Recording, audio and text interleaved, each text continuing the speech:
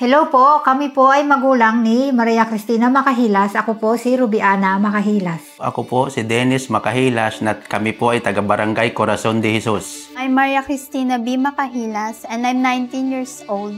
I'm Batang Right Start since 2011. That will be 14 years.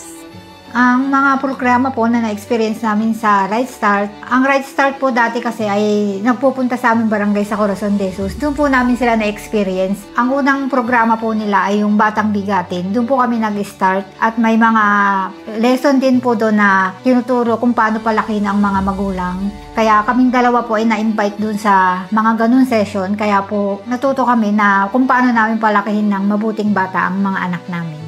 Ako naman po ay nakasali po ako noong sa fatherhood po. Kami po ang nagpapakain sa mga bata na mga walang magulang. Kasali po ako doon at saka nakasali pa po ako sa family engagement. Yun, tuwing mayroong event, palagi po akong pupunta dito po sa Right Start. Mula po nung na-encounter niya ang Right Start, nawala po yung pagkamahiyain niya at nakikisalamuha na po siya sa mga ibang bata po. At naging malapit na rin po siya sa Diyos at tuwing linggo wala po siyang palya pag nagsimba sa Victory. Yun, at naging mabuti siyang anak simula nung namin yung Right Start. Ang nakita po namin na difference sa pagpapalaki sa anak, pag may mga problema, dapat kasali sila sa mga usapan nyo kasi mas may intindihan nila at makakapag-desisyon sila sa pamilya namin kung ano yung magandang desisyon para sa mga problema namin. Mapapakinggan din namin yung mga suggestion nila para sa ikabubuti ng pamilya.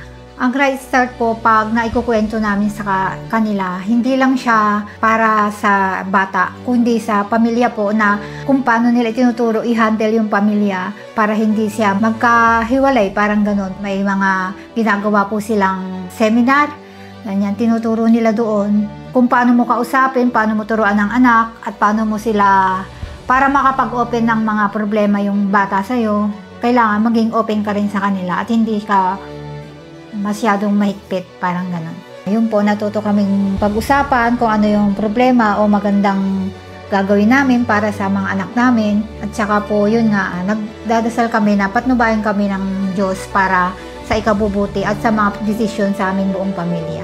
Pwede po kayong magpunta sa Right Start at pagkatiwalaan nyo ang mga programa ng Right Start kasi po sobra talagang makakatulong ito pagdating sa pamilya at pati sa mga paghubog ng mga talent ng anak natin. Kaya kung dadalhin nyo po ang mga anak nyo dito sa Right Start, marami po sila matututunan at marami rin pong programa ang Right Start para sa pamilya at sa mga bata po.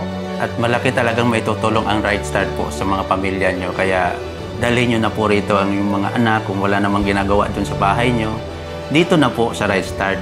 Maraming salamat po sa lahat ng sponsor at sa lahat po ng mga nagbibigay sa Right Start dahil po sa inyo napalago po namin ang aming pamilya. Maraming salamat po at malaking tulong po sa aming pamilya ang inyong nagawa po sa amin.